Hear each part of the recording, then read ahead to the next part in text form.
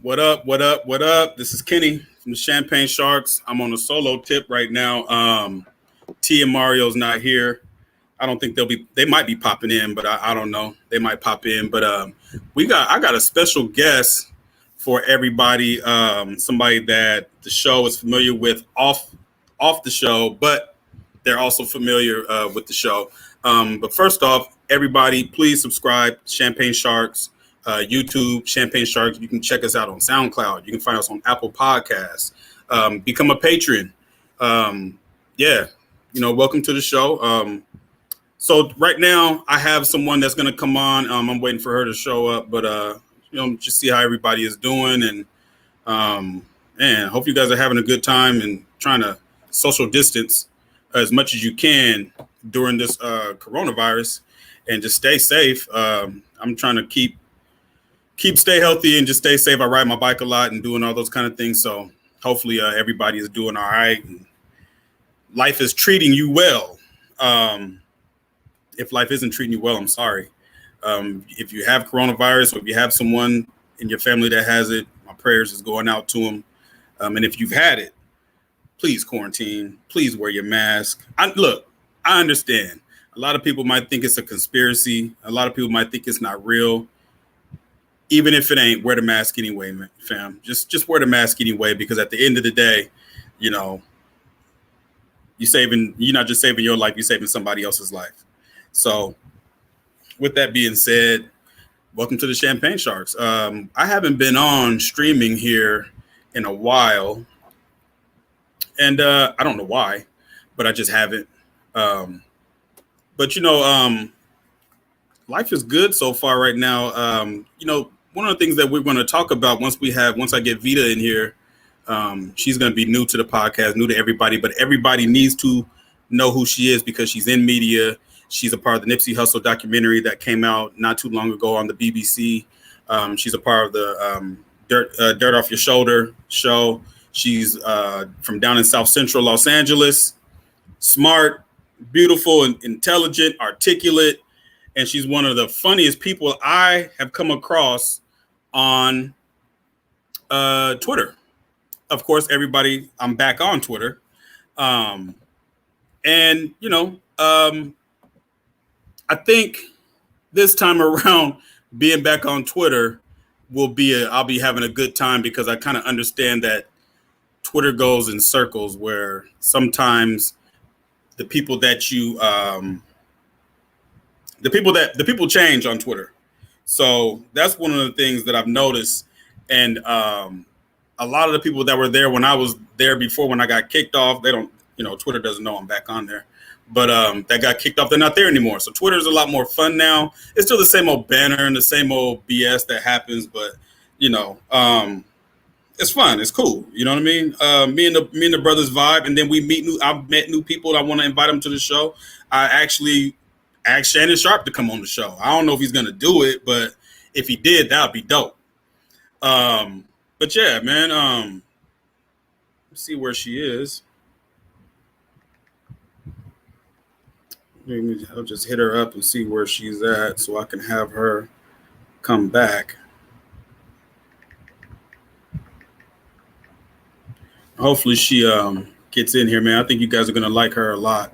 She has the potential to be a new shark. I'm dead serious, man. She's fucking hilarious. And she actually gets a lot of the things that we talk about now. I think here she goes right here. Click the link, come back in. So yeah, once she gets in here, we got some information, and we're just going to talk, shoot the shit.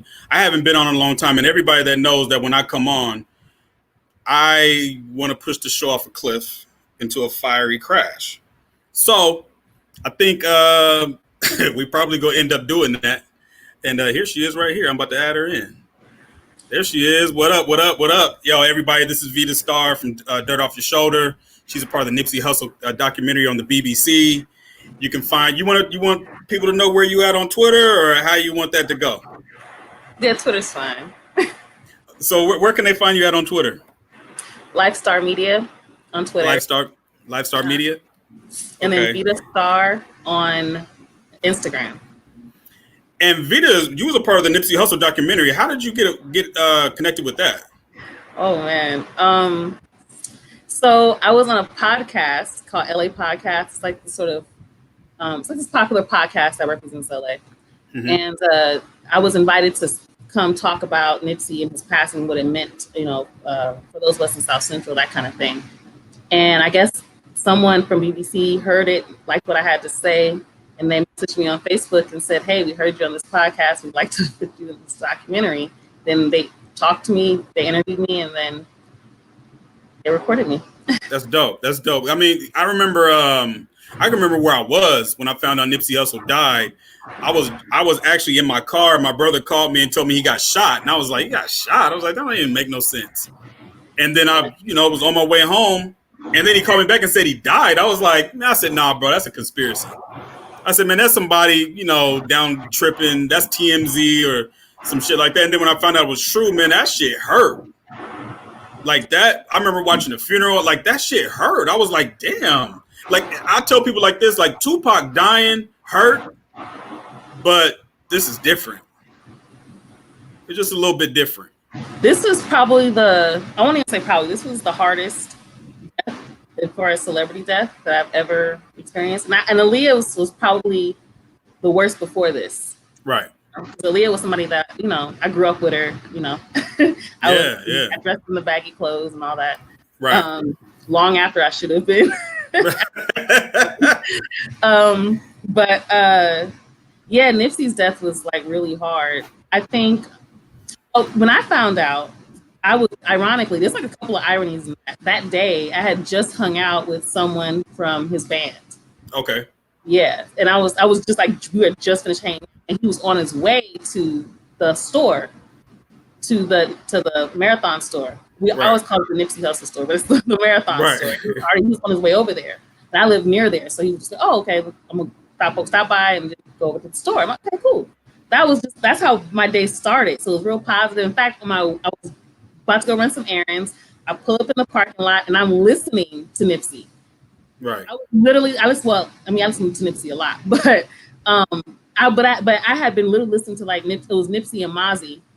And my mom calls me right when I pulled into the parking lot, and that song is playing. Oh wow! And she's like, "Nipsey got shot," and I said, "What?" She's like, "The story just broke 10 minutes ago. Nipsey got shot." And she's like, "I don't know that that's all we have." And I just remember being in the parking lot, and I was like you. It's like I couldn't believe it. Yeah. And my mom's like updating me as she's like, I'm trying to go shopping or whatever. My mom's like updating me. And then she says, "Yeah, they're saying somebody died, but they're not saying who." And when she said that, I knew he died. Right. If it wasn't him, the first thing they would have said, it wasn't Nipsey. Right. And when they didn't say who, I was like, they don't want to say who for a reason. And that's when, like, yeah, that shit fucked me up. That fucked me up. Man. I cried for like 2 weeks. It was tough because and then living right there, it was packed all the time. There were a lot of people. I mean, you couldn't even really walk anywhere, but it was so beautiful because you saw like an array of people. You saw like older Latino people who were like crying. Like people don't realize like what his impact was here. He was working with many organizations here that were doing amazing work, and he had been doing that long before he was even popular. Right. Already doing this, so it wasn't like something he just popped up and started doing just to get some, PR or no shit like that. Like it was real legit. And so witnessing that was one of the most, one of the most impactful things I'd ever seen. And I saw his impact. Somebody who was considered an underground rapper at one point, Yeah. Because I remember that. I remember when he was underground, like, I mean, I think the first time I heard of him was when Bullets Don't Got No Names came out. Mm-hmm. But I was like, Nipsey Hussle? I was like, I thought it was like not real. I was like, Nipsey Hussle? I was like, I don't know about that. And then I kept listening to him, and then it was when the Marathon album came out. Then I was like, okay, yeah, this dude legit. Then Crenshaw came. I'm like, okay, yeah. I don't know why people ain't paying attention. And then I think it was Jay-Z bought 100 of his tapes for $100. Oh, that was Crenshaw. Yeah, Crenshaw. Yeah. And you know what's crazy about the Crenshaw one? There's a popular blogger. I don't know if he's a blogger, but he used to work at Hip Hop DX. I won't say Yeah. his name. You guys can look him up. But he was like talking shit essentially about Nip. And I remember the piece he wrote because it had just came out that Nipsey was going to sell this mixtape for $100. Yeah. So when you read the information, like the little blog about the press release about it, it's not even a press release because it didn't even come from Nipsey's team. Hip Hop DX wrote it. And the guy who was, I guess, the editor-in-chief at the time was the one who wrote it. And basically, he's kind of like dogging it, like, you know, like basically like, who does he think he is type of article. Right, you know? right, It was real right. short, and it didn't give you all the information. It just basically said it was $100, and that was it. What it didn't say was that it was free online. Yeah.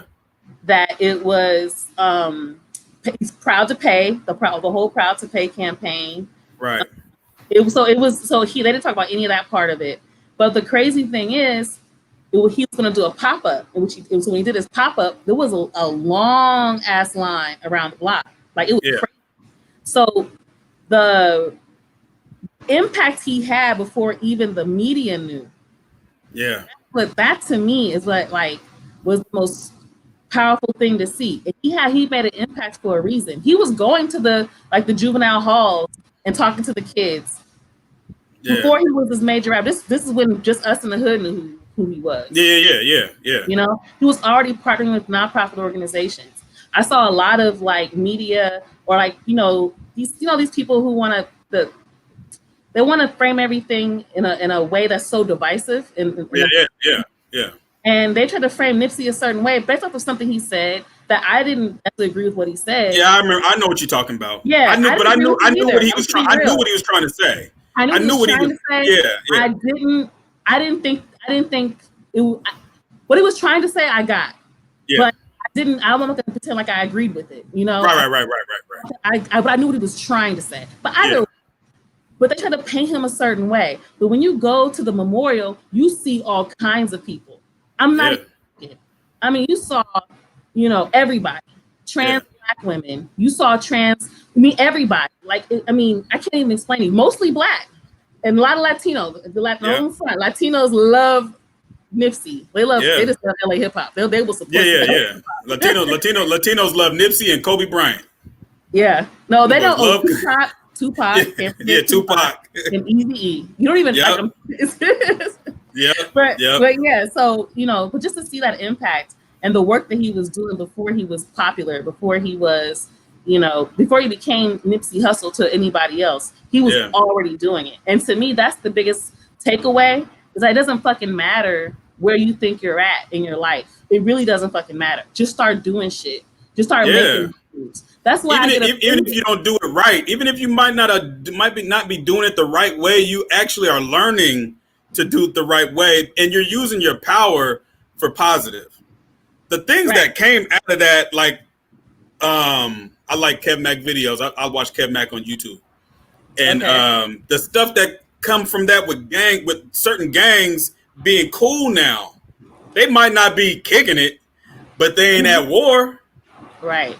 You know what I'm saying? Like, people don't understand how powerful that is. But I want to take it even further than that, because I think the other thing is so much of his message was to a particular demographic. He was definitely trying to speak to, motivate, inspire other young Black men like him, living the life that he was living, who grew up the way he grew up, and the people that he was around, right?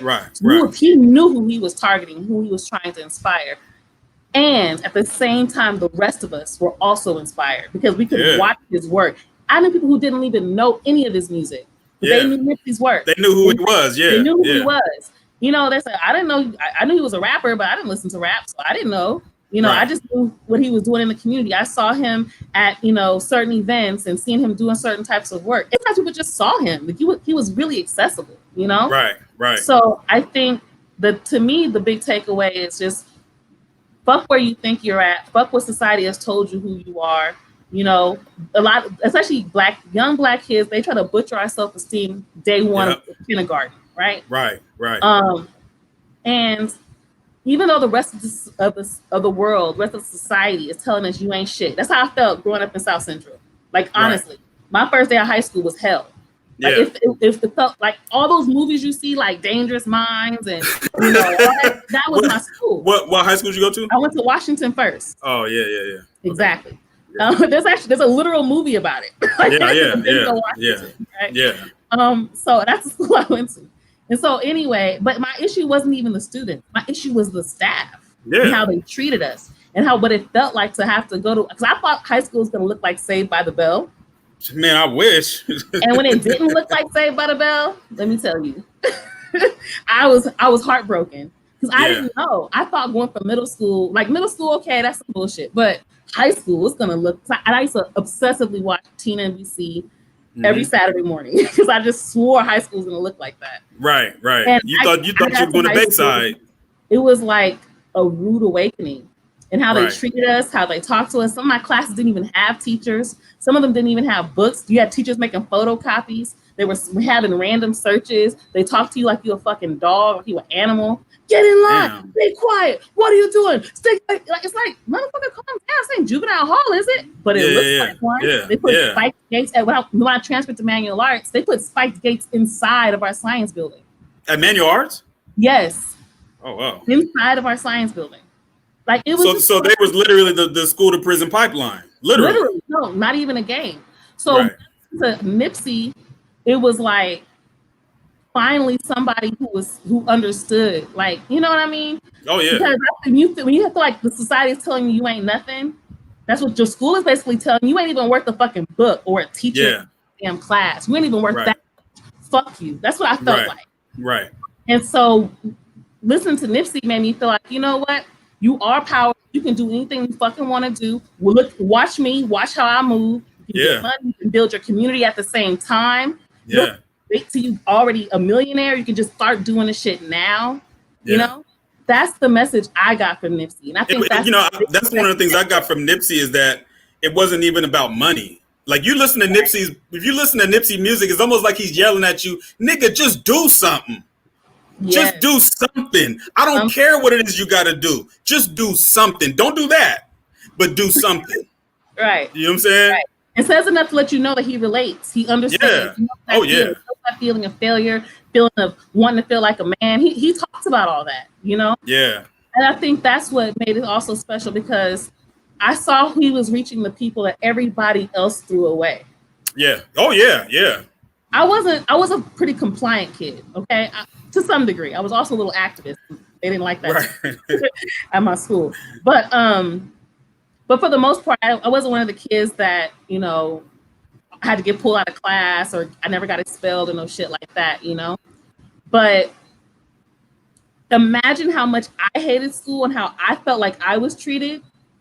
And then imagine what these other kids, everybody everybody said, these are the bad kids. These kids are the worthless ones. They're all going to just be on the street. Their parents don't care. They're just some project babies, you know, like seriously. So imagine how they treated those kids. And I feel like Nipsey was talking to them. Yeah. I ain't gonna lie, man. I miss that dude, man, because his message was, because, you know, a lot of us, and me and you have talked about this before when it comes to like mental health and things like that. Like, if you come from an abusive background, if you come from a background where you've been to jail, if you've been to prison, if you come from a background where you have parents on drugs, anything like that, you can get to a point in your life where you just feel like you're just going through the motions. You know what I'm saying? And you start asking yourself, well, what am I doing this for? You know what I mean? Somebody like Nipsey is pretty much saying to you, I understand exactly what you're going through.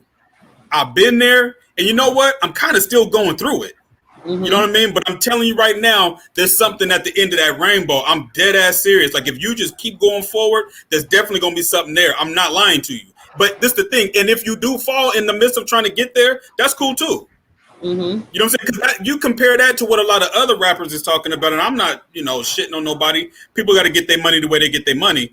But if every song I hear, you're the king of cocaine, and you're on a yacht with 13 women and they all clapping their cheeks, and you got 40 keys on, and you know what I'm saying? Like, it doesn't even make sense. You got a Lamborghini on the boat. Like, it doesn't make sense. And at the same time, I think we're old.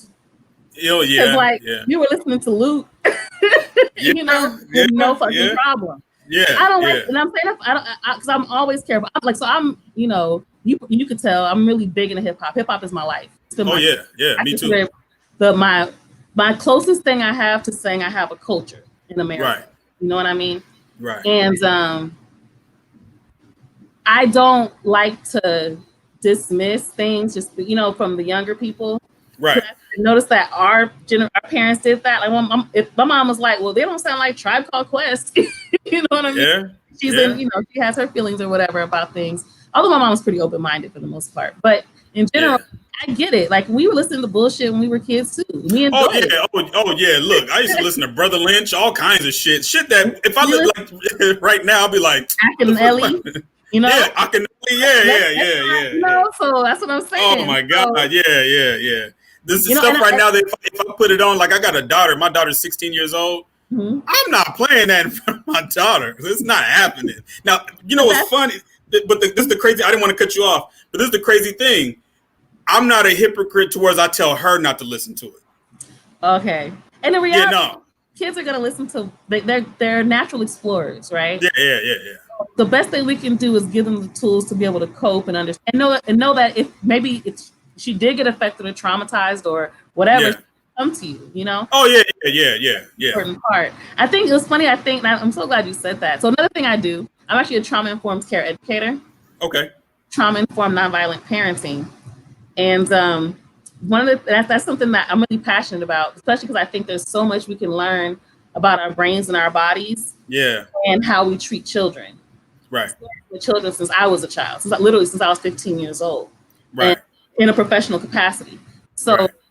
I really, when I started to learn about nonviolent communication and learning about healing and trauma, it was life changing because I realized that I had to heal from my own child, Yeah. Yeah. Yeah. and then Yeah. so I don't pass this shit down. I don't even have kids right now, Right. you know, and but I've been working with kids for so long as a nanny. I worked with kids on probation, pregnant and Mm-hmm. parenting teams. I mean, I've done it all. You imagine I did it. Right. The Department of Mental Health, I did all that shit, right? And I I realized that there was so much missing. We didn't have tools. So I'm doing those jobs, but I didn't have no tools. I didn't really know how to work with kids, but there were things I figured out. Like Right. Right. that's how to connect. I didn't yell. So, and I realized how. And I remember how I felt growing up, how I was treated by school staff, how I was treated by the adults around me, and I didn't want to treat those the kids that I was around like that. And I said, how can I do something different? So when I learned about nonviolent communication, I said we got to put this into our schools and into our curriculum, and how do we learn how to connect and build? And I think what's so interesting, especially me learning. I learned from parents a lot. Like I learned so much. And one of the things I learned, because a lot of people who take my class, they have their DCFS referred, which means that their children Yeah. are taken away or they had a domestic violence situation, they got to come to the class. And a lot of times, but most times, a lot of people were abusing their own children and other community people who just want to learn the stuff. Right. But what I learned from them, especially, is that they love their children as much as Right. parents who beat their kids or abuse their kids. They love they absolutely love their children, and they don't know any other way of Right. communicating Right. because they've had so much trauma that this is normal. Yeah. And and on top of that, sometimes they snap and don't even realize they're talking to their child, and we don't even realize that literally something happens in our brain when we get that angry, and we can't Yeah. even think straight. Like you ever get mad and do some shit, and then Oh you yeah. come out of that anger trance, like what the fuck did I just do? Yeah. That's why I Right? started going to therapy. Right. That's because a lot of us we live in survival mode. So we do Yeah. it to our children, and we end up traumatizing the children around us because we're So do you guys have a program down there for restorative justice in the classrooms? yeah. A lot of the schools have that. Yeah. Okay, okay, because we have a lot of that up here in Portland. I know it's starting the Oakland Unified School District, but I used to be an RJ specialist. So what we would do is go into classrooms, and it was never the kids; it's always the adults. Always. It's That's my motto. yeah, it's always the adults. The teachers did not want to get on board with restorative justice, and I'm like, you don't understand. You can sit in front of a classroom and talk to kids about the school to prison pipeline, but you don't want to be a part of it. You don't want to be a part of Right. eradicating it. Like, I don't understand how this is going to No, work, not and only that's where the that, pushback would come from. they proudly usher it. They're proud stewards Absolutely. of it, right? Yeah. You know, like that. And I also teach trauma informed compassionate classrooms. Yeah. And I swear to God, this isn't a promo. No, but no, go ahead. so I teach that too. And that's the other thing working with teachers. A lot of teachers just don't have the tools, and they have to basically, and same with parents, or all of us really, we have to undo a lot of the ways that we've been conditioned to think about children. Because Yeah. we were treated a certain way that was justified. We internalize that. You know, it's funny you said that because it's like when you see, I always think about this. I used to hear it a lot when I was young, but I didn't know what I was hearing. Like you could be at somebody's house and everybody got that friend that their mom is just toxic. And they see a young girl walk by, look at her, she just being fast. I'm like, you don't even know her. Right. What?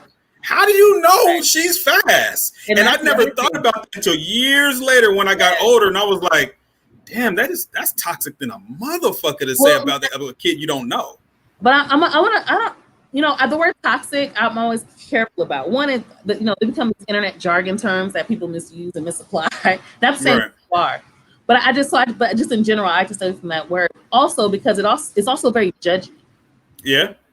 And what I mean by that is we're judging the mom for judging someone else. Right. We don't realize that women in general, she probably felt that same judgment. Right. So as an abused person, she's repeating that abuse on someone else that she don't even know. Exactly. And she's implanting certain thoughts and ideas in her children. Because Right. they want the approval and connection of their parents. Remember, children they only survive with a primary caregiver, right? Right. That's Right. how they survive. So naturally, the children, that's how their brains operate. They want to make sure that their primary caregiver is pleased. So if, as the mother, if you're making judgments, they're gonna think, okay, I can't be associated with these kind of people. Now these people she's a negative person. If you dress so now you're putting these thoughts about women, about themselves if they're a girl. Mm-hmm. So, and you don't even realize it. When I was nanny, Right. I had to tell this mom once because it was just really it was just getting on my nerves. She was very self-deprecating, and she was one of those like this is Redondo Beach mom. She's like, her job is literally to be beautiful. I was hired Right. so she could have time to do. And don't get me wrong, she worked really hard. Right. She ran the house, But I remember she would just put herself down all the time. And, oh, my hair this and my hair that. And I said, you don't even realize it. But she'll do it in front of her kids. I said, she does, and she's not paying attention. She just thinks the kids are in the background playing. I told her, so you don't realize that your kids are paying attention to everything you do. And yeah. Putting yourself down because you don't like your hair or you don't like your skin or your teeth. She has the same hair, skin, and teeth. How is she going to feel about herself? And it was like, she almost started crying because she was just like, I didn't even think of that. And I said, you have to work on how you feel about yourself. Otherwise, you're going to pass this down. So is this a white family or a black family? They were mixed. Okay. She was Italian. The dad was from Aruba. Okay. Yeah. But yeah, so it was just really like, I don't know. It just broke my heart. But at the same time, that was one of the things that woke me up, that I had to fix my self-esteem issues. And I'm still working on it. I struggle like a motherfucker. Right. I talk about it openly. I talk about it on my Instagram page. I talk about it on Twitter. Because to me, I think it's important that people are open about their struggles because people can relate. And most of the time I get people hitting me up telling me that they relate to what I'm talking about. And I'm really open about it. But I have a lot of healing even around my own self-conscious, like many women do, Yeah. Because especially those of us who grew up in abusive households. Mm-hmm. So we have like this, on top of just societal standards, we have these internal standards that were put into us telling us that we were never good enough. Right. Right. And so I knew I had to break that now before I started to have children and pass that shit on. So I learned, that's what I was saying before, I learned so much from parents because that's how I realized that I had some shit I had to work on, and also just having more empathy for parents. Because I used to have a really big resentment towards teachers and all adults and generally parents. Especially when I working with kids who were abused, I had a real resentment against parents.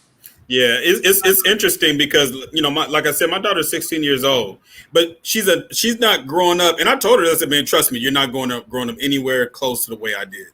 I said, when I was a kid, there was so many things that I just didn't know because of my environment. You know what I mean? And it led me to a kind of a shaky past going on all the way down. And for her, it's like we were talking about the music. I think she was probably 12, and I'm a single dad. So I'm at in the house doing whatever, and I'm like hearing Snoop Dogg rapping, but I don't know where it's coming from, and I just keep hearing Gin and Juice over and over again, and it ain't the clean version. I'm like, where is this coming from? So something just told me I get up and I go stand by her door. I'm like, oh, that's her playing that, and I was like, oh, let me. And so the first thing I'm on, because I'm a hip hop head, so before I say anything about the music, I want to make sure you're listening to good music.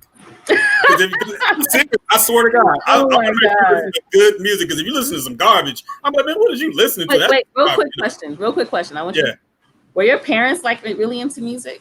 Oh yeah, everybody in my family can play instruments. Okay, so that's that. I knew it. You know how I knew? Because you're doing the same thing the adults around you did. They made sure about fucking music, and I come from that same type of family. My father was a guitarist, and my brother is a piano player and a music producer now, literally. And this is what he does full time. And so, I'm the only one that don't have no real talent. I used to sing, but everybody they tease me because they say I sound like Mary Poppins, so I don't sing anymore. Oh damn! Okay, dang. You know, you put some auto tune on it. You might be able to carry a note. You put some auto tune on it. You never know. No, the point is I don't sound like, if it's an R&B song, you shouldn't sound like you're singing musical theater. Okay, that makes sense.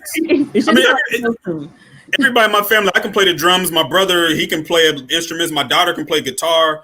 My dad can play bass guitar, and I always let her just do whatever she wants to do when it comes to creativity.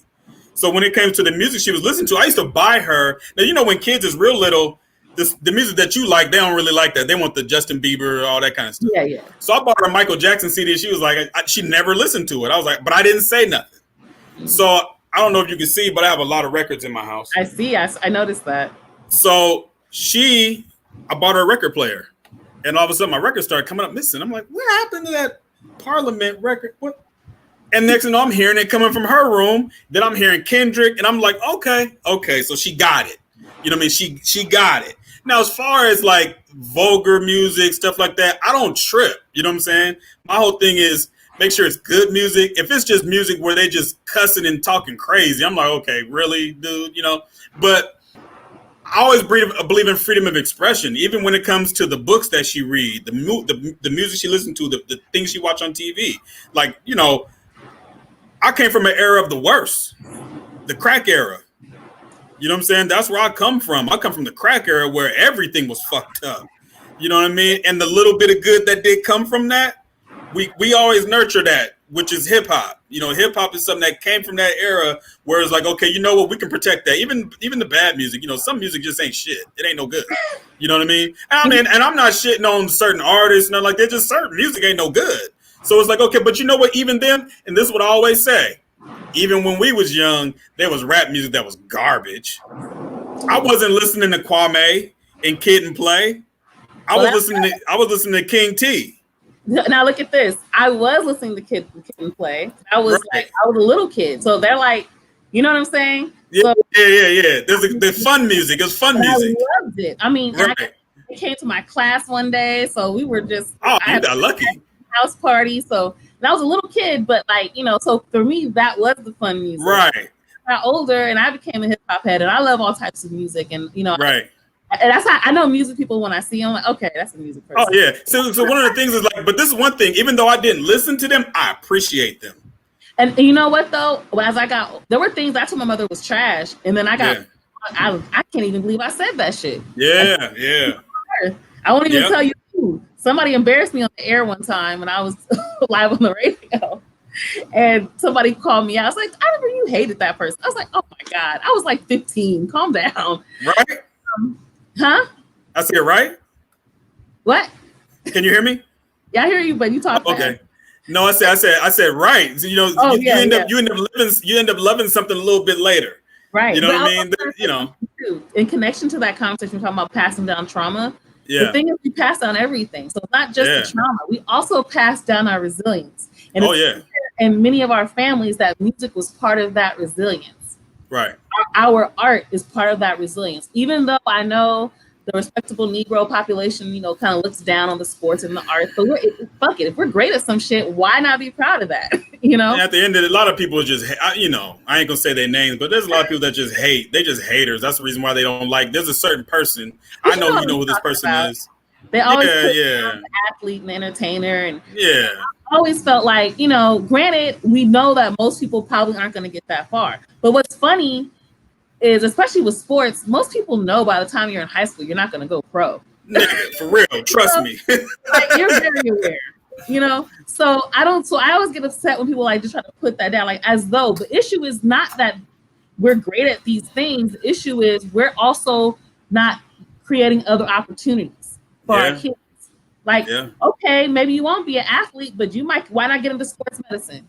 Yeah. Why not get into sports management?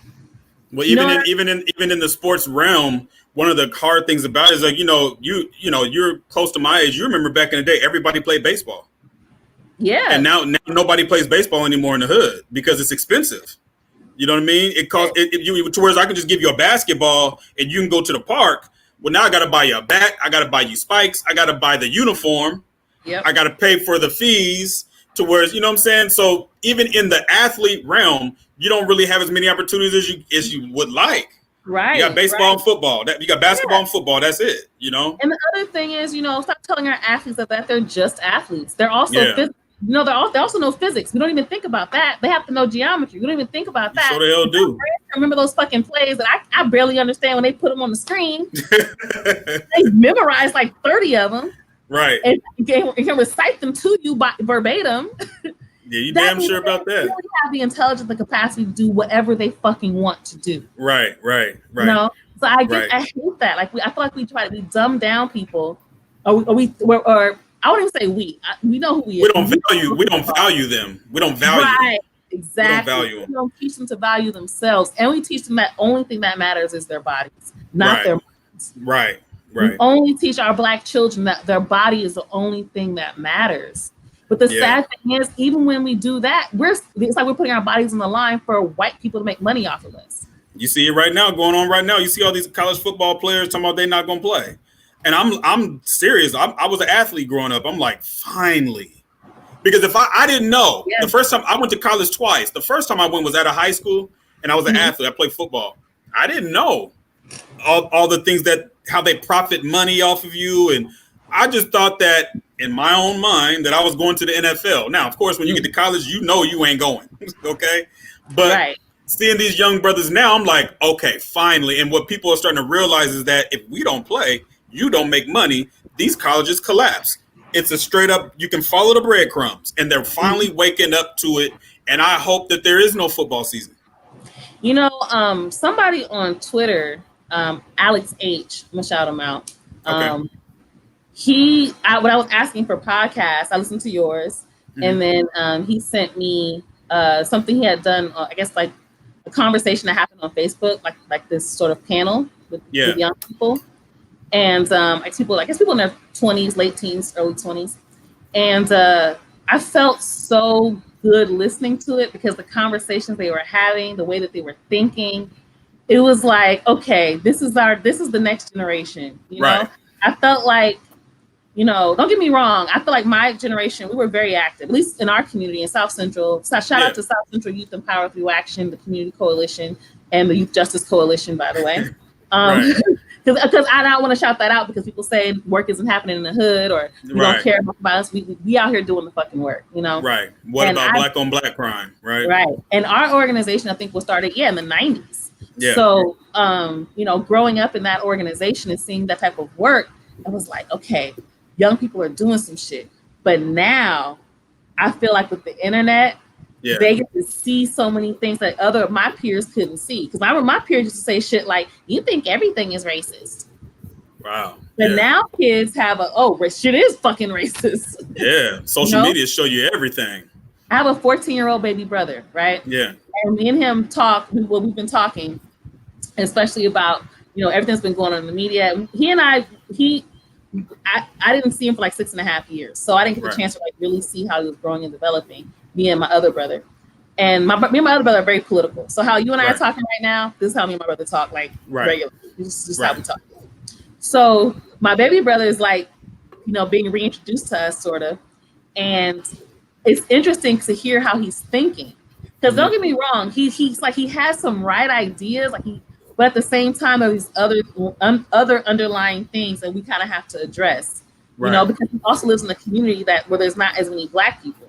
Right. It's mostly Latino, and that's Right. kind of mostly LA right now. But it's Right. where he lives, and so he doesn't really have much act. And his mom who's really smart, but she doesn't really know how to talk about social issues and social justice and all of that. But he's been asking some amazingly great questions, and that gave me the hope for the younger generation. And every time we bring up stuff, like now, we done schooled them on the Great Migration, the the Red Summer, and white flight, corporate flight, crack epidemic right after that. We literally rip over all that shit. So he just be like watching TV. He's just a sponge now.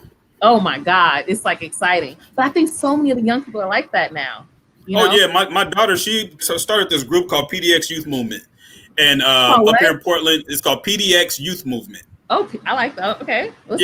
So PDX Youth Movement is younger people. They were part of another organization, but they started having some issues. When you start organizing and everybody's around your age or maybe 20, 21, there's going to be some beefing going on. And so it didn't work out with one group, so she started her own. Oh. So she started PDX Youth Movement probably about a month ago. They were out protesting, and I kind of had to around the time when I don't know if you heard about, they were saying a bunch of white dudes are going around shooting people or whatever they claimed they were going to do on the 4th of July or whatever. I don't think I heard about that. Yeah, there was like a rumor that white dudes, these white militias, were going to be going out shooting people on the 4th of July. So I kind of like calmed her down with the protest. I was like, okay, look, we got to be strategic about it. And I don't mind you protesting, especially if you're going to be wearing your mask, you're going to be safe, all those kind of things. And she's been safe, the whole time. And I was sitting back, looking back, and I was like, damn, okay, that's how because I have a lot of books here. I'm a historian by trade. So when she started talking about certain things, she was explaining to me the budget, the police budget and all that. I'm like, how the hell you know that? You know what I mean? Well, because she does research, because she's been listening to my ass because I talk all day long. So I'm like, okay, so you was listening, but then know stuff but then she knows stuff I don't know. Well, I was gonna say, because she had the computer and the world right at her fingertips. Yeah. So they would tell us we have to wait till the library is open and go sit there and read a bunch of books and some newspapers, and maybe in South Central they little janky ass computers where the internet might work that day. Right. So she has so many other tools at her disposal. That's why it's so beautiful to see. I asked her, the school she goes to is called Jefferson High School, and I think me and you was talking about that on Twitter the other day. Yeah, it's called the Jefferson High School Democrats, and it's the only majority Black school in Portland. Always has been since the 50s. It's been the majority Black high school. So she was talking about what they're trying to do to get them to change the name. Mm-hmm. They tore down the statue. Statue's gone.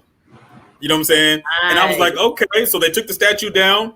They've been protesting. So the school district is actually listening. She's getting money donated to their group. And I told her, I said, now, all you got to do is just, because, organizing can be like herding cats a little bit. I said, so all you got to do now is just manage now. I said, she said, Dad, you should come down. Nope, I'm not going to be involved. I want you to do this. I said, when you come home, I'll do the coaching.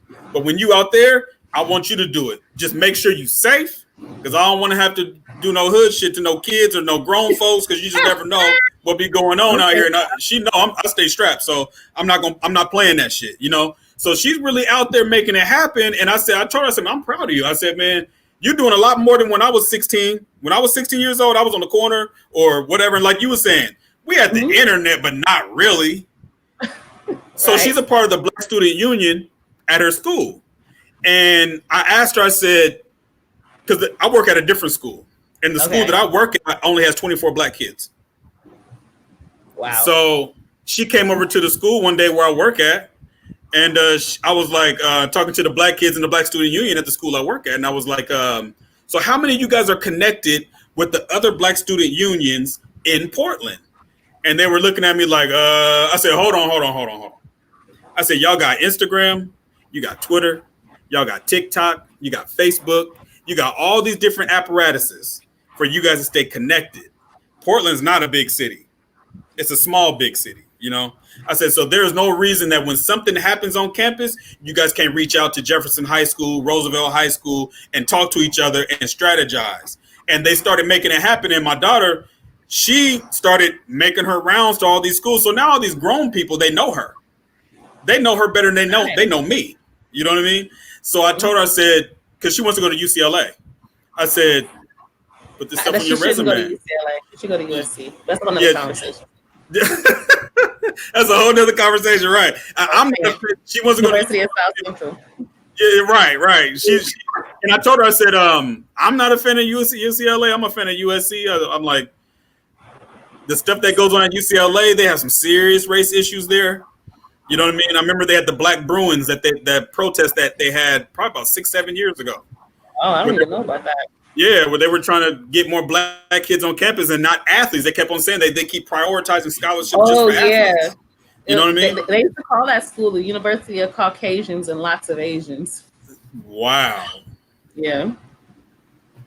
Yeah. I never heard that's new. I never heard that before. Really? No. Yeah, you know how it is. USC is the University of Spoiled Children, but I call it University of South Central. Yeah, because it's right there in South Central. It's in South Central. They they deny it. They call it downtown. That shit is in South Central. Yeah, okay. All right. Yeah, it's not even close to downtown, which makes it even funnier. But yes, we call UCLA that because you really didn't see any. But to keep it real, USC. The only reason I was even in USC was because they got called out because they didn't have they're in the middle of South Central, but nobody from South Central go there. So they had to create a program to give students in South Central scholarships to USC. And I was that's unbelievable. That's unbelievable. Yeah. And it was a black guy. It was a black Dr. Fleming who fought for that shit to get us into these schools. You know, not to say that and it's funny because now I have a whole nother perspective on college and school. But at the time, you know, I was really grateful, you know, that I had, you know, the scholarship to go to a school that other people, you know, and that's a damn good. Are now going to prison to try to get it because they're trying to get their kid into, you know. Yeah. I was just about to say, and they over here trying to give away scholarship money and everything to people that don't even need it. You know what I'm saying? Right. But you know what? That's another talk show for another day. But I want to segue into something, and I wanted to go back to something that you were talking about when you were talking about trauma, and I wanted to talk about colorism. Colorism has been a trending topic on social media for the last week. And I'm not saying this because I'm a lighter skin and you're a darker skin. No. Just what is your I don't want to say diagnosis, but where is this coming from? And there's so many different tentacles where people approach it, whether it be, in my own personal opinion, I think a lot of people, it gets reduced just to dating preferences. But I'm starting to see a lot of deep-seated issues with some people, even though they usually go to dating, but there's a lot of deep-seated stuff going on. Well, I mean, it's literally just the same shit playing out that's been playing. This isn't new. Yeah. You just thought it left. But and I want to be real. To some degree, it has. The fact that this is even an out loud conversation that can get called out, right? Right. So clearly, there's been some changes where we know that shit's unacceptable. Right. And that to me signals something, like you said, is clearly deeper, right? That means that we have to start looking at the fact that we're still struggling with our self-identity and loving ourselves. Like, I can't see another shade of person that's black as some sort of threat to me. Right. I just don't see it. So I love me enough and I love who I am. And that's one thing I'm really grateful for. I mean, my parents were far from perfect, but right. I'm really grateful that they were cognizant enough to know to make sure that I was proud of my skin color and my hair texture. Right. I never had that problem. Right. And which is good because I had a cousin who was super light skinned with the long wavy hair. Right. So it's funny because I see it and I get it because I get it from another perspective. So I used to run an after school program, right? And this Right. is why I'm talking about the self-hate identity issue. I ran an after-school program in Watts, and at the time the school was majority Black, and I had this one girl in my. So the program was a mentor program. So elementary school kids were in the program, then high school kids would come over to the elementary school and mentor them and hang out with them, right? So I had three of these Black girls, dark-skinned Black girls. They came to the school site to do the mentoring. One of the little girls in the program was mixed. She was Black and Okay. Mexican. So Right. she had long, wavy hair. And while they were waiting for the kids were eating their snacks and doing their homework and stuff. So while the high school kids were waiting, sometimes they talked to the kids or help them with their homework. And I saw the three Black girls huddled around the mixed Black girl, and they were touching her hair and saying, "Ooh, she got good hair. Oh, she is so pretty. Her hair is so pretty. She got pretty hair, don't she? Well, her hair is pretty, right?" They don't have that hair texture. They are not that skin tone, but they are so into this little girl and complimenting this little girl in front of the other children. Right. There's a little dark-skinned girl sitting right next to her. Her sister was right next to her, whose hair is not as long and wavy. Right. And these were kids. These high school kids are still kids, and they are basically saying, I'm not pretty. This is what pretty is.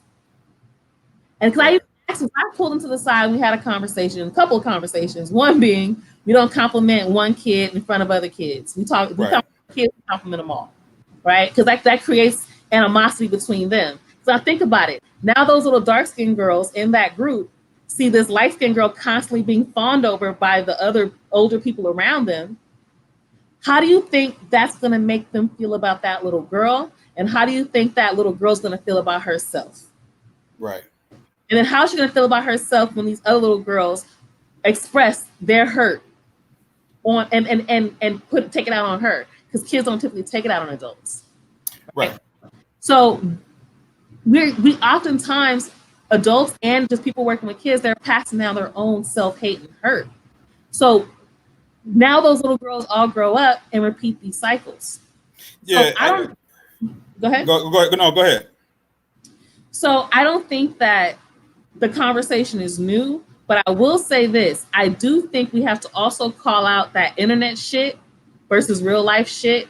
Right. Because on the internet are either fake and stirring up some shit on some white supremacist bullshit, or they're trying to push a brand. Right. The big branding right now is let's cater to Black women. Yeah. And so they do that by even creating these conversations. And that's what I noticed is that, so when I was growing up, like my sister is your complexion, my brother is your complexion, but my mom is my complexion.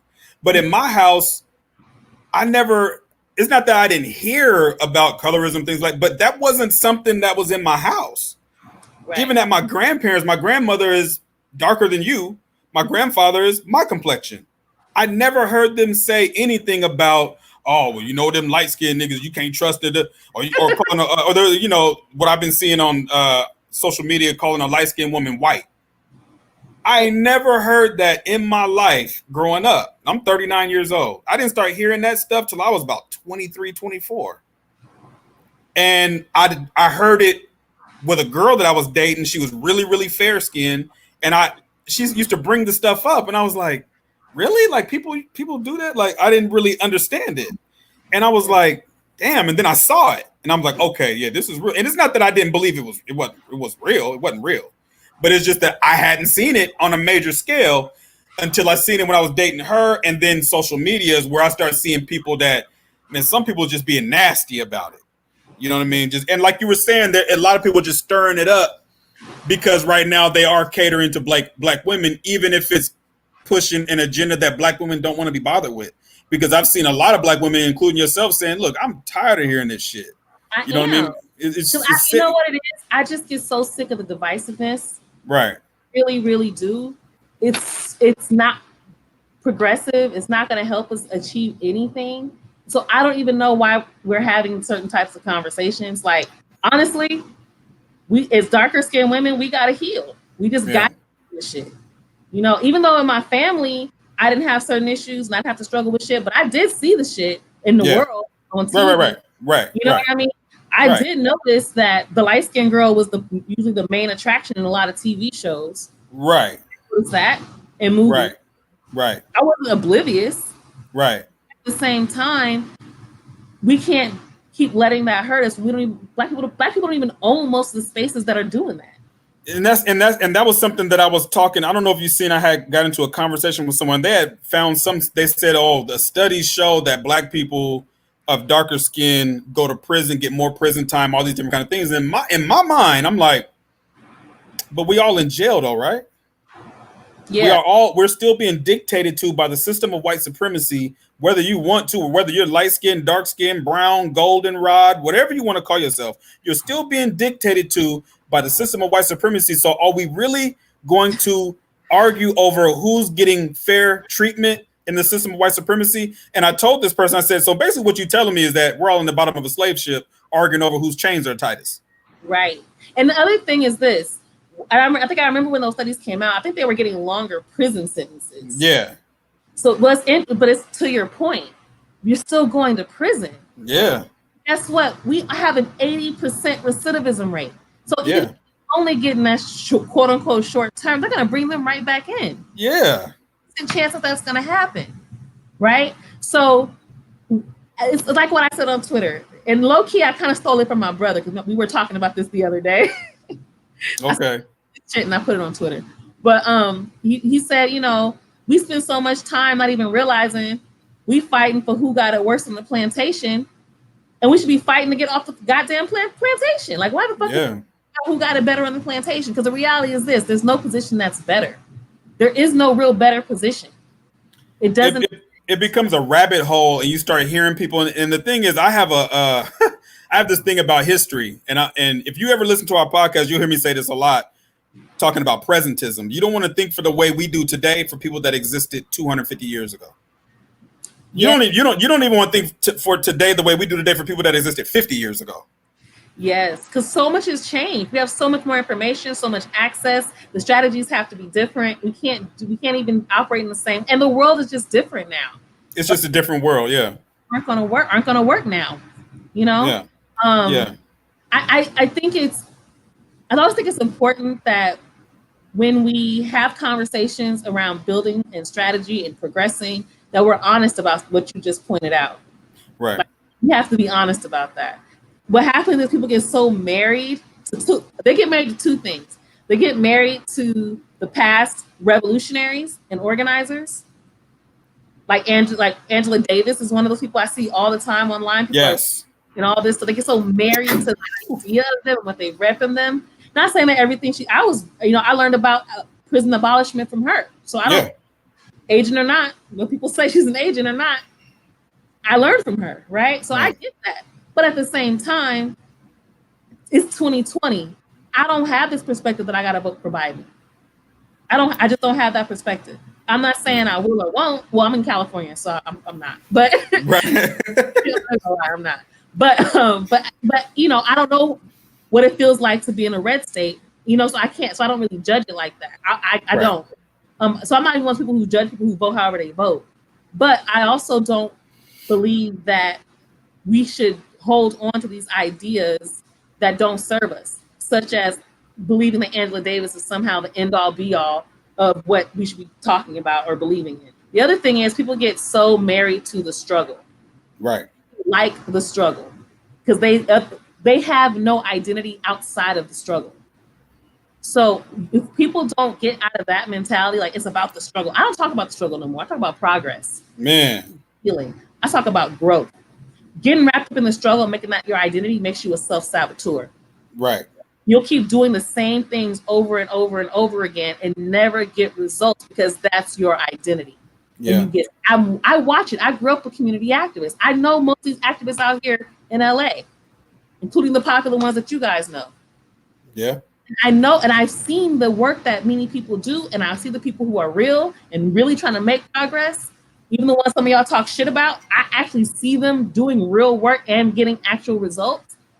And then I also see people who are online, everybody loves them, and they're getting praised. They don't do a goddamn thing. They don't do shit. Exactly. Right. But they know how to say some real good tweets. They know how to Right.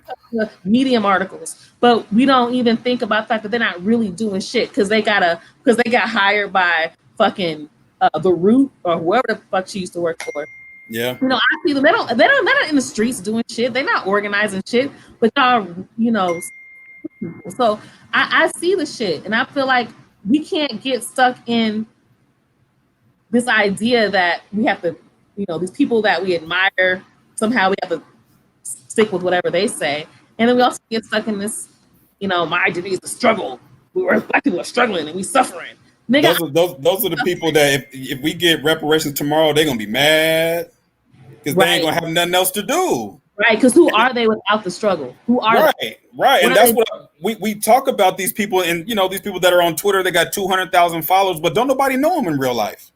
Right. And that's the thing that cracks me up is because this is funny because I'll drive across town, I'll go to my dad's house, and my dad is one of those people that knows everything about politics. Like this nigga will call you on the phone and talk about something that happened over in Saudi Arabia 4 days ago. I'm like, man, I don't even know what you're talking about, bro. Oh yeah, you need to check this out. It was on Hardball last night. All right. So I'll go over to my pop's house, we'll be talking or whatever, and then I'll bring up some of these people. He'll be like, well, who's that? I'm like, you don't know who they are? He's like, nah. I'm like, okay, never mind. If my pops don't know who you are, if my daughter don't know who you are, you ain't nobody. You know what I'm saying? I'll keep it real. That's the truth. And it's something that we talk about this on the podcast is that I always say this all the time, man, my daughter don't know who you are. You ain't nobody. She's 16 years old. This is her generation. If they don't know who you are, you ain't nobody. You just somebody on Twitter that has a lot of followers because you push certain agendas, or you work for the Griot or the Root or Very Smart Brothers or Madame Noir or all of them. Say it. Yeah, that's it. That's all it is. Or yeah, for Harriet, and you push an agenda. One of your agendas is you don't like black men. Wait, no, you don't like straight black men. That's one agenda. You don't like straight black men, and you don't like black women. You really don't. That's the other thing. It's so hypocritical. It's so hypocritical. Because if they care so much about black women, why are you trying to make us miserable? Why are you trying to tell us that our men don't love us? Why are you always trying to tell us, okay, they like you if you dark skin, but only if you got this shape? Oh, they like your natural hair, but only if it's curly. Why are you even running articles like that? Why are you messaging? I've seen that. I know you've seen that too. How many tweets and articles do we see about black men praising black women? I don't care. Out of 100 of them, only 10 of them saying something positive about black women. Focus on that. Yeah.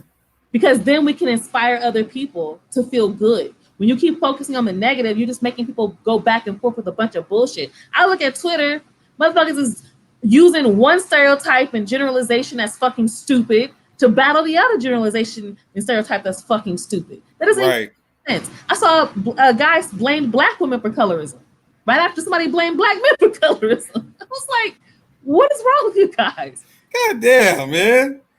I don't even understand what. Yeah. I don't even understand how that works. But you know, it's something that I know you saw this. I'm trying to find the tweet right now if I got it. Mm-hmm. I don't think I have it, but it was something that they said to the point of, well, even if they do like dark skinned women, they only like a particular kind of dark skinned woman. I'm like, what the hell? Right. I'm like, wait a minute. First we don't like dark skinned women. Now we like this shape of fat girls. And I'm like, okay, I was shaped like a watermelon and it didn't matter. Right. What are you talking about? Like, I don't think these people really live in real life. They don't. Well, I'll say this. I think some people are legitimately and genuinely hurt. Yeah. So I think sometimes Twitter and social media, they play out their hurt through that. Is social media their worst enemy? Well, this is what I'm about to say. My problem with that is that the people who are making money and building brands off of that hurt of black women. Yeah. So it does hurt us in the end. So yeah, it's like, okay, because we think, oh, this is somebody who understands what I just experienced. Now realizing they're manipulating you to hate your whole, not inspiring you to go find a black man that's wonderful, not telling you where to go to find great black men, not telling you, how to heal from your trauma. I ain't seen an article yet about how black women can heal from their trauma. What I've seen is saying being on social media is healing your trauma. Man. that. Not saying nobody has. Let me clarify that. I'm sure that there are people who are writing amazing articles, and I want to see more of that if I can. Well, But it's going to be buried up under all of the garbage. and that's the other thing. So I used to have a hip hop publication back in the day, right? And one of the things I learned is how these media and blog spaces work. Yeah. And they're all about clickbait. That's all. Oh yeah. That's gonna get clicks. So I'll give you an example. My business partner at the time, he was working for a popular hip hop publication, a really popular, and he wanted to. So we were talking about rappers that own businesses in their community, and so he wanted to write an article like the top 5 rappers who own businesses in their community, meaning not just like and they're not clubs or nothing like that. We're talking about barbershops and stores and juice bars and that kind of thing, right? And the publication said that won't get any clicks. But when we looked at the site, they did run a story that said top 10 most dangerous neighborhoods and the rappers that come from them. Wow. Pretty much the list of like death stats and all this type of shit, right? It was and some videos with rappers just waving guns, rappers you've never even heard of, just like they went and found on the internet these rappers who maybe had a good following, but nobody really knew them, and you're gonna give them a platform and say these are the cities that they're from, and they're the most dangerous. And of course, they're black neighborhoods, they're black cities, right? Compton, Detroit, shit. I'm not even joking. Yeah. So what we did was we started our publication. And we put that, what he was trying to put on there, we put it on our site.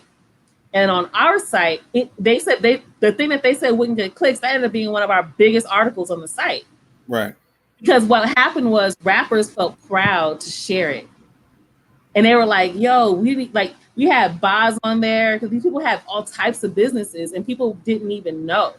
And so those rappers shared it. When those rappers shared it, guess who else shared it? Local politicians shared it. Local organizations shared it. Wow. So the thing is, it wasn't a clickbait article, but it had meaning, and it was very impactful, and it was meant something to the artists. I can't tell you, when we wrote articles that were beautiful and positive about rappers, they shared it. They loved it. In fact, we called out a big company that was ripping off Boz's design. Fendi had copied something Boz had did, and nobody else talked about it and covered it. We did. Oh, wow. Right. But these other websites, they're all about the clickbait. They're all about how do we get people to click. So that's that DJ Vlad shit. It's all the same shit. Thing we think, because they put black people in the forefront, got black people popular on Twitter, they got a blue check mark, that they're not doing the same shit that these hip hop publications that are not owned by black people. Right. They're not. They're either white or they're Middle Eastern. Yeah. Okay. So we don't even own those publications. And then the other ones are owned by big companies like The Root and Very Smart Brothers. Right. How they call Very Smart Brothers. I call them, very dumb niggas. They get on my fucking nerves. They're the ones that put that article out talking about the black men are the white people of the black community. Straight black men are the white people of black people. And what's interesting about that is before that article even came out, I thought they were sucking niggas before that. I can't even remember what all the articles were, but every time I read an article from them, damn near it was some sucking nigga shit, or it was some sucking nigga shit inserted in there. So I already knew when that came out, I was like, that makes sense. Right. And then guess what? They started getting popular. They get online. They get on LA Times, New York Times. Like, they're getting more attention for stuff like that. Yeah. How does that build us? It doesn't. How do we grow? How do we progress? Like, I don't see that. We can address shit. I'm not saying we can't address shit, but the thing is, people aren't trying to address shit. They're trying to get clicks. Yeah. And they'll say anything because they know that in the black community, there's no way nobody is going to hold them accountable. There's nobody there is no consequences for putting out an article that says straight black men are the white people of the black community. In any other community, if the Italian community wrote an article like that, there would be a problem. If Jewish community wrote an article like that, if they said straight Jewish men are the whatever of the black community of the Jewish community, that will be a serious issue. But in our community, there's nowhere. I'm old school, so in my mind, I always look at it like this: I say this on the podcast a lot. A lot of those people don't come from where I come from. A lot of those are from the bourgeoisie Negroes, or the new blacks, as they call them. Yeah. You know what I mean? And they weren't really allowed to be around regular black people. If they grew up in the hood, they probably got clowned at school. They probably grew up in the suburbs, and they never been around any black people until they went to a HBCU. You know what I'm saying? And then all of to be real, or college at all, yeah. And they come up with these ideas, and it's almost like they're mad at the black community because they don't feel accepted. They can't tell you why they don't feel accepted, but they don't feel accepted, and so they see all the negative things, and they write these articles telling black women, "Oh, we need to divest and cut the cape," or whatever they call it. All these kind of things, and it's like, okay, that's fine. What's the end game? So I look at it like this. This is our trauma playing out, because you pointed it out. Other groups don't go through this, right? Mm-hmm. But they also didn't have the experiences that we've had. No. We have it. I like something Dr. Stacey Patton said in something I was watching an interview. And she said, we've only been allowed to be a family in the last 40 years and barely even now. Think about that. That's true. Yeah. So we couldn't be a family during slavery. No. How can we build family and community? In fact, we do talk about the fact that people were married off and breeded like animals. Yeah. So you talk about people who didn't even have a connection sometimes. They didn't. Right. They weren't building families out of love. And then the ones that did, they couldn't stay together. How many times were people sold off? Thomas Jefferson writing articles talking about black people don't feel grief. Yeah. Justify and rationalize how they're breaking families apart. Then after we have Jim Crow, where they're hanging and lynching our men and women and women and children. Yeah. Our children, right? Experimenting on our babies, right? So we had some horrific experiences. We've been having our families ripped apart. And then what makes me so mad is we blame ourselves. Mm-hmm. Say each other. We blame ourselves. We think it's our fault. We think we caused the shit. The thing is, our responses to this trauma they're not abnormal. Go to any place around the world where there's poverty and genocide and trauma. Guess what? You'll see pretty much the same exact shit. Same thing. Yeah. Crime, right? So we'll see the same exact shit. So it's not us. We're not abnormal. Our circumstances were abnormal. What we went through was abnormal. And we have to look at it like that. It's not our fault. Fuck a Moynihan report. Stop repeating that shit. Right. Stop repeating it. It's funny. Your boy Biden shouted that motherfucker out, by the way. Yeah, I know. He's a white supremacist. Nobody wants to hear me. The man's a white supremacist. He is. Nobody wants to hear me, but he is. It's something interesting you said that, because I when I was in college, I went to Portland State University, and Joy DeGruy was one of the professors there. And this is around the time she wrote the book Post-Traumatic Slave Disorder. Mm-hmm. And I remember she did an interview once, and I was watching it. This is before I knew anything about mental health. And she said that she's a therapist. And she said that after 9/11, there were people that was calling her for services. And she was thinking that they were people that were at Ground Zero or in New York. And she said, no, these weren't people that were there. They just happened to see it on TV, and they needed therapy just from seeing it. So if you got a lot of black people who's been in and out of slavery, Jim Crow, prison industrial complex, and no therapy for the last 401 years, yeah, we're going to be kind of fucked up. Yep. And that's collectively. Take into account too. Sometimes we think that because certain people didn't live a certain type of life that they're not affected by the trauma. Right. For example, beginning of my class, my first day of high school, and they're pulling, they're doing a random search because I got enrolled late. So I'm sitting in the back with all the gang members, right? And so like for real. And so the first day, the police are coming in searching people's stuff.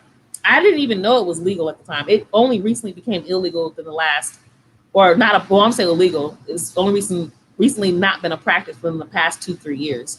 But when I was in school, it was like they just came in and searched the shit, and I remember they found some kid in the class. And I was the only person saying, y'all can't do that. Teacher told me to shut up. Right. But I'm watching them pull this kid out of class who hasn't doing anything wrong. He was just sitting there. They pulled him out because they found weed in his backpack.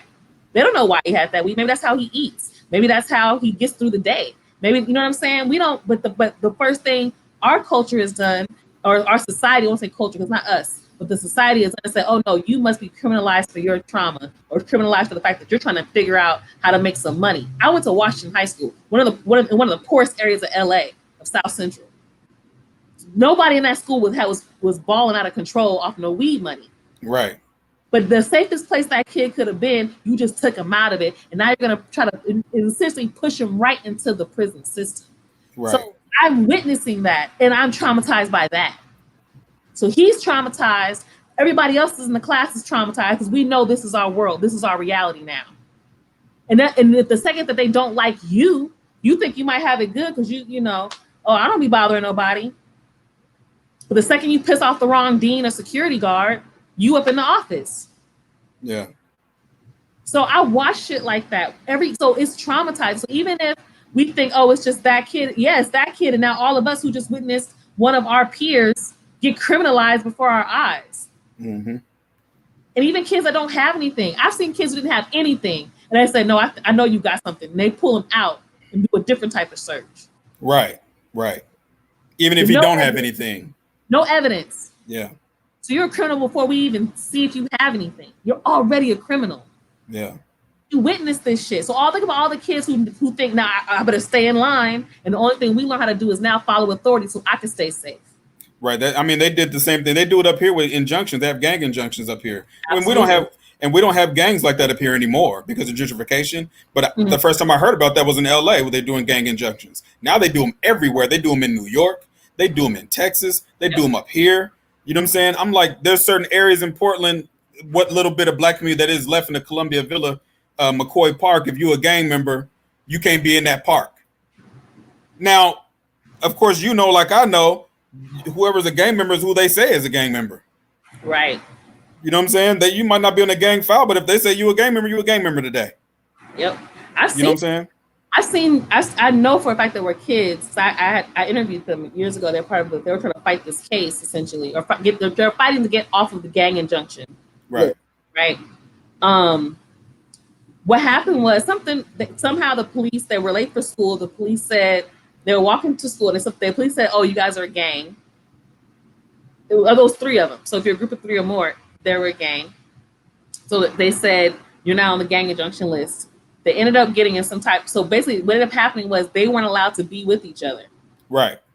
They lived in the same projects. They go to school. So they had to so one person had to strategize how they were going to get to school. They made it harder and more stressful for the kids in the projects to even go to school because they're putting them in gang injunctions and they can't be around each other. Yeah. Or they'll get picked up. And then that starts the whole right down the pipeline. And you know, I learned this from watching on the internet the other day. I can almost guarantee that majority of the LAPD don't even live in Los Angeles. Oh, or at least not in LA County. I don't doubt that at all. Because it's the same thing here. And I saw a brother online in Syracuse, New York, and he was asking the mayor how many of the police officers live in whatever county that is. And he said 95% of them don't live in the county. He said, so wait a minute, we're paying our tax dollars for people that don't even live here. You're not even employing people from our community. Right. So that's you know, something that when people talk about, and the reason why they resist defunding the police and defunding or abolishing prisons is because it's so deep in the fabric. I mean, we talking about the people that make the prison uniforms ain't gonna have a job. We're talking about the people that send the food won't have a job. We're talking about the people that do the janitorial service ain't gonna have a job. So this is deep. It goes way deeper than just we need to let people out of prison for nonviolent crimes. This is a system that's been set up for people to be able to have pensions and retirement funds. Right. We built our economy on slavery. Well, we continue to build our economy on slavery. That's all that. So quote unquote legal slavery. Right. And that's the thing. And I always tell people slavery, we say legal slavery, but slavery was legal then too. Right. It's just slavery because it's to do it, right? Right. Slavery never became illegal. They just figured out a new way to do it. Right. Another thing I want to put out there too. Don't think because we didn't go to prison, we safe. So I talk about that too. Those some got pushed into got pushed into prison. Some of us got pushed into college, and how many Yeah.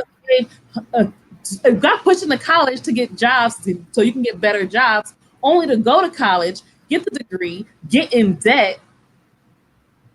So now these banks got your money before you even Yep. got it. Yep. You get out of college to go get this job, this great job you're supposed to get with this degree, and you're gonna get the same degree, give me the same job you could have got 20 years ago without the degree. Without the degree. Changed the requirement. All they did was say, this time we're gonna put you need a bachelor's degree or a master's degree. Yep. We're not gonna change the pay rate. We're not gonna change anything else but the requirement. Yeah, I seen that. You probably remember this back in the day.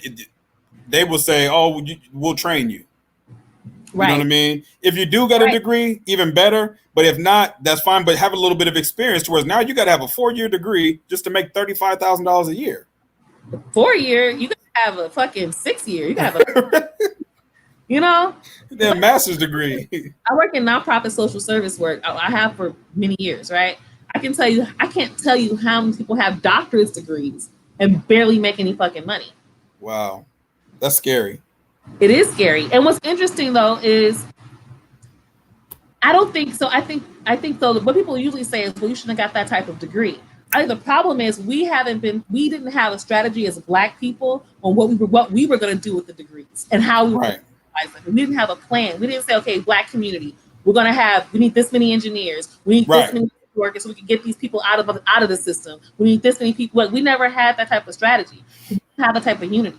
The thing about the Jewish community that I always find to be interesting is it's like they're religious, but they're not really religious. That's what they meetings. That's how they handle business. We don't even know that. If you go to an accountant, a Jewish accountant, and they say, "Oh, you got to get this straight. Now talk to this lawyer," they're going to refer you to another Jewish accountant. Absolutely, yeah. Lawyer, right? So they're always they have that network. We don't even have that many networks. We don't even know that many people in our area that do certain things. That argument about getting the right and wrong degrees, I started seeing that on social media pop up about 3, 4, 5 years ago, and this whole push for STEM. And everybody's saying, "Oh, you shouldn't have got an African studies degree. You ain't gonna be able to get no job with it." You want to think about that right now? You can have a STEM degree right now. You ain't got no motherfucking job. They're not hiring your Black ass either. Anyway, they ain't hiring your Black ass anyway. They're not hiring. And you don't know your history, right? You know what I'm saying? Right now, we're all on the same level playing field, and that STEM degree ain't helping. So people told me that, you get a degree and something that's going to make you money and all this shit, right? But I never had that mentality. One, I like to learn. Yeah. My thinking has always been learn what I want, and I'll figure out how it's going to make me money. Right. That's what I said. So I work in media. I got a sociology degree. I don't got a broadcast. Yeah, nobody has a job that what their degree is. Are you serious? Like, that's not the way it works. Guess what? But I can sell my degree on the sense that I say, but wait a minute, you need to show about gentrification in South LA. I've been studying sociology. I live in the community. I can sell the shit. I can know how to. And on top of that, I genuinely loved sociology. That's like people tell you that's the worst degree to get. I loved it. I still love. In fact, I think we should start teaching sociology in preschool, like just serious, not even a game. Right. So I think it's such a wonderful way for you to see patterns and see the bigger picture. One of the things I hate about our educational system, aka the indoctrination station, is that they controlled our children's thinking and their mind. So now their thinking is so narrow and very individualistic. We never taught the macro perspective of anything. It's always pushed this individualism, this individualistic perspective, it's about bad decisions. No, there are systems in place. So sociology gives you that perspective. And I said, well, how does that benefit me? Well, I can use this information to inform the work that I'm doing working with communities, to inform the work that I do in media, or whatever it is I'm doing. I know that it came from that foundation of me learning how to research. I hate school. Not even gonna lie to you. USC tried to kick me out. In fact, they did kick me out. I was able to get back in. I'm not a scholar. I'm not a scholar person. I'm a really lucky person who worked really hard. Right. I'm just not that kind of person. But a couple things. I did learn how to research. I learned that there's a way to get information. and I don't have to necessarily agree or believe. Another thing I liked was I could argue with my professors, make them look stupid. And in fact, they was encouraged because you showed you read the material, right? Right. So I loved that. So I got to debate and also, and challenge myself. But when I got out of school, I was so grateful to have that ability. But we don't have to wait to college and give these people our money to get that skill set. We can start teaching that super early. Yeah. I think when it comes to the system of education, I have a master's in education, and I started becoming really pessimistic when I was finishing my master's degree, because I started seeing the way the system of education is set up. And I'm like, it doesn't matter what degree Black people get, it ain't gonna make a difference. That's you know what I'm saying? One thing for sure is college is not where you go to get a job. You know what I'm saying? That's not what college is for. Because nobody, well, I ain't gonna say nobody, majority of people with a degree, that's not the job that they have. They got that job because they networked, they know somebody that knows somebody. Even for the white kids that go to Harvard, the white kids that go to Yale, yeah, they probably did get a degree in English. But now they're the CEO of motherfucking AT&T. But that's how everything works, right? At every level. Like most of the jobs I ever got was because I knew somebody that knew somebody. Yep. Literally. They made a call, they said, you have an interview. Yep. But the difference is this: what does our network look like? Who do we have access to? What industries do they own? What, you know what I mean? So man, we ain't got that. Do they dominate? Like, what is it that we can say? Oh, hey, Johnny, you're over. You have your own engineering firm. Out, my son Malik, he needs an internship. You know what? It don't work like that. Even, and you know what? You probably seen this too on campus.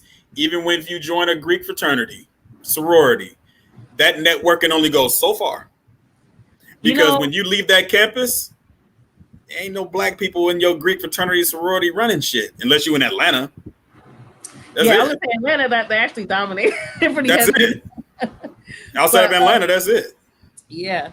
I mean, and even, I'm in a sorority, and I went in as a grad. I didn't pledge undergrad, but I one of the things that I want to do is I want to kind of get us to be that bigger network. You know what I mean? Because we do have access to people. It's just, I feel like there's a way we can be strategic. In fact, I have this theory that almost any Black entity, even the ones we don't like or agree with, whatever, they can play a role, right? I'm not religious. I don't go to church. I don't go to mosque, nothing like that, right? But we do know Black people do go to those spaces, and they can organize in those spaces. Okay. We used to. Exactly. And the same thing with other spaces. Okay, we do have Black or Greek orgs and fraternities or whatever, right? And sororities. We have that. Okay, regardless of whether or not we like the history of it or any of that shit, the fact of the matter is they exist. There's a whole network of Black people who have some type of thinking, and they should have similar principles. What if each Greek org took up a different thing? Let's say the Zetas took up education, the Alphas took up business or in economics, and we find a way in those areas to build in our community, whatever our various networks are. And that has been my beef. So when I was in college, the yard was ran by the Alphas and the AKAs, and that was my beef with them, is that they wanted me to become an alpha and everything, but I was a little bit older, so I was like, well, I'm not about to go through the process with y'all and let y'all do nothing to me, because I'll kill one of y'all niggas. So we're not doing that. But I used to get on their nerves, because I'm like, how come y'all not doing y'all? I used to work at an alternative school, and I seen a kid get shot there. I saw a young lady get shot.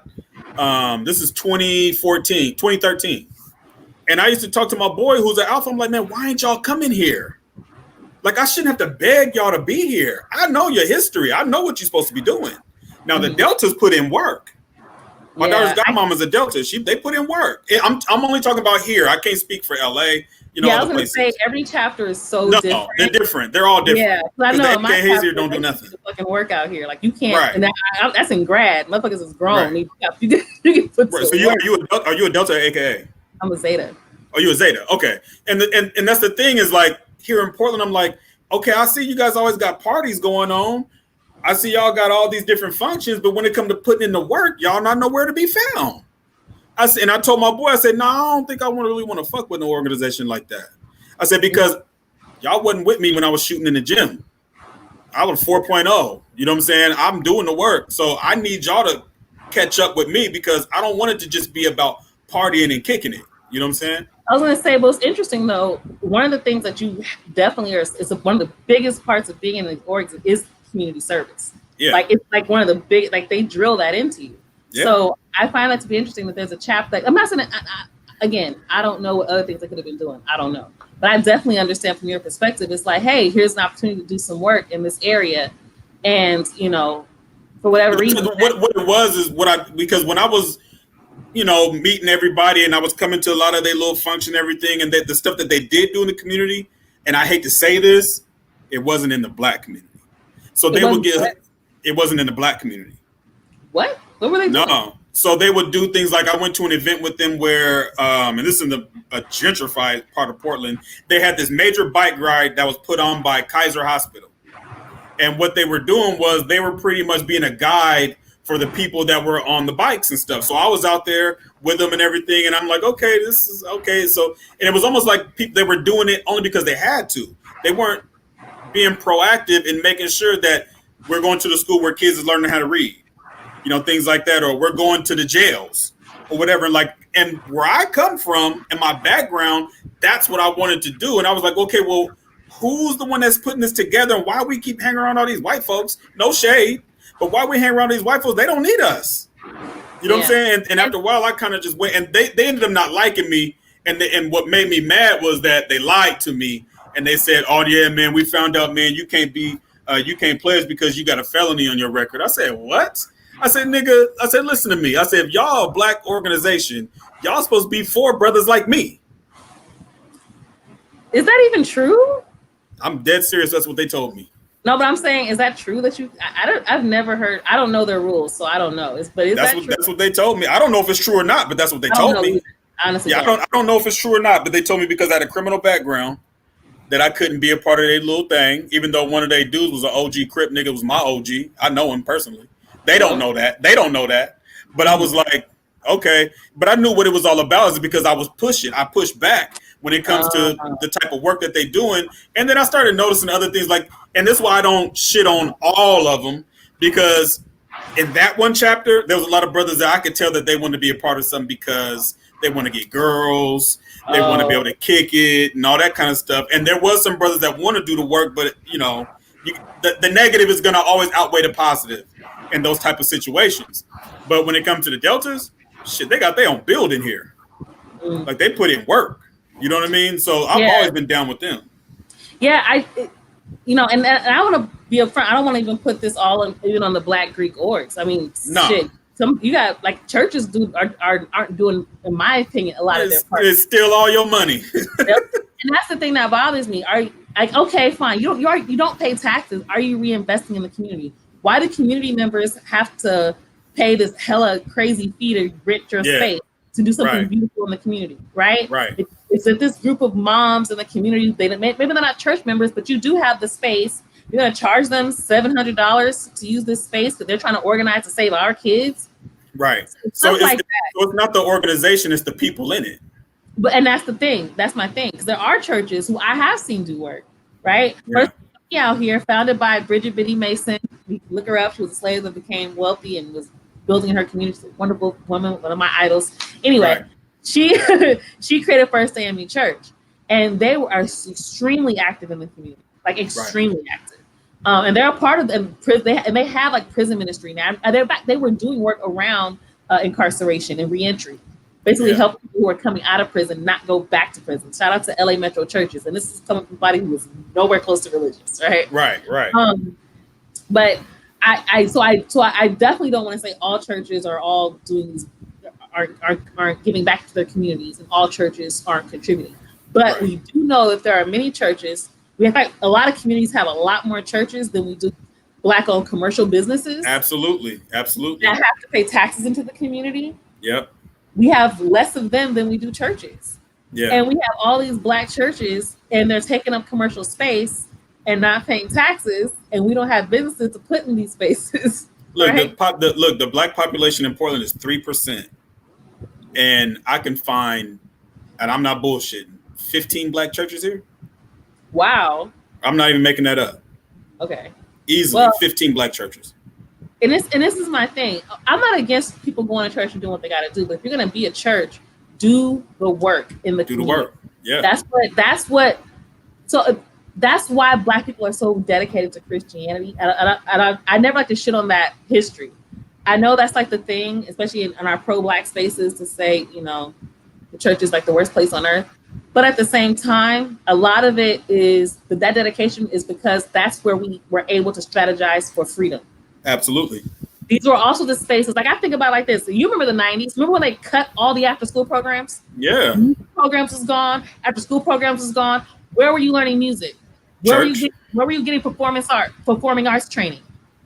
Where could your parents make sure that you could go after school? Who was holding the midnight basketball? The church. Right. Exactly. Who was having festivals in the community? Who was giving to, you know what I'm saying? So we have to remember that those things also existed. When my parents couldn't afford summer camp, I was in vacation Bible school. Right. I learned how to sew. That's why I learned how to sew and make shit. So I definitely, don't get me wrong, the church I was in was not a good place, so I'm not praising it at all. But I'm also aware that the role that churches have played, and that's why there's much more dedication than maybe even pro-Black people would prefer. Because I do have a problem with the fact that it was something that was forced on us during slavery and all that shit. I do have an issue with that. But I also know that we repurposed it and we were able to use it for our freedom. So and some people get their motivation that way. Some people get their energy that way. Who am I to take away Dumbo's feather? Right. Well, damn, Vida, you know what? We're gonna have you come on the actual pod. I'm gonna have T hit you up because I know he follows you. He follows you on Twitter. And when I told him that you was coming on the live stream, he was like, "Damn, man, I wanted to get her for the pod." I said, "Okay, well, cool." You know what I'm saying? So and what I want to do is I want to have you become a recurring guest on the pod because some of your perspectives, because some of your perspectives is gonna fit right in some of the things that we talk about, even when we have guests on. So like when we had the Afro pessimism guest on, and we had this other brother that was talking about the Chinese colonists in Africa right now, and things like that. Like you need to be part of those conversations. Like for really real, you need to be a part of that. So I'm not the smartest. I don't know much about. I've heard of it. I've heard of Afro pessimism. It's not really clear on exactly what it is, and so I'll be asking questions. I'm a great question asker. So what we usually do is like, because most of the stuff I don't even know. He's a lawyer, so that motherfucker knows everything. Oh, so basically, he's hella smart. So what I usually do is like he'll send us like maybe the person's autobiography, or if they wrote a book, he'll give us a synopsis of what they wrote and things like that, so we can kind of do our own research. And then when we have the guests is usually a week later, and then we usually just hit the ground running. You know what I'm saying? So what I'm gonna do is talk to T tonight, and we're gonna have you back on the actual pod.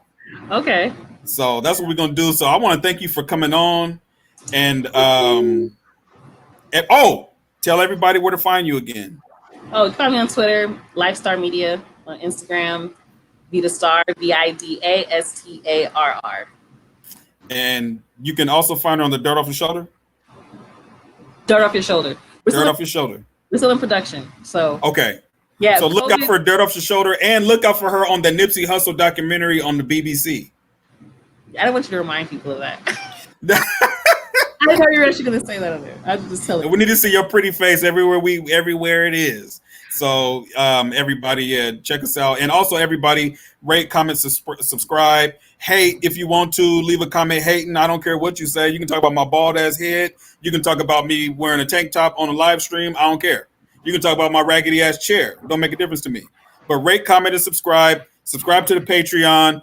You can find us on SoundCloud. You can find us on Apple Podcasts, Stitcher, and you can find me on Twitter. Again, I'm back on Twitter now. I'm not booted, or at least I'm not booted right now. I'm hiding under the radar. You can find me at Lazarus Lives X3. And just hit me up, and we'll go from there. But yeah, thank everybody, and talk to you guys later.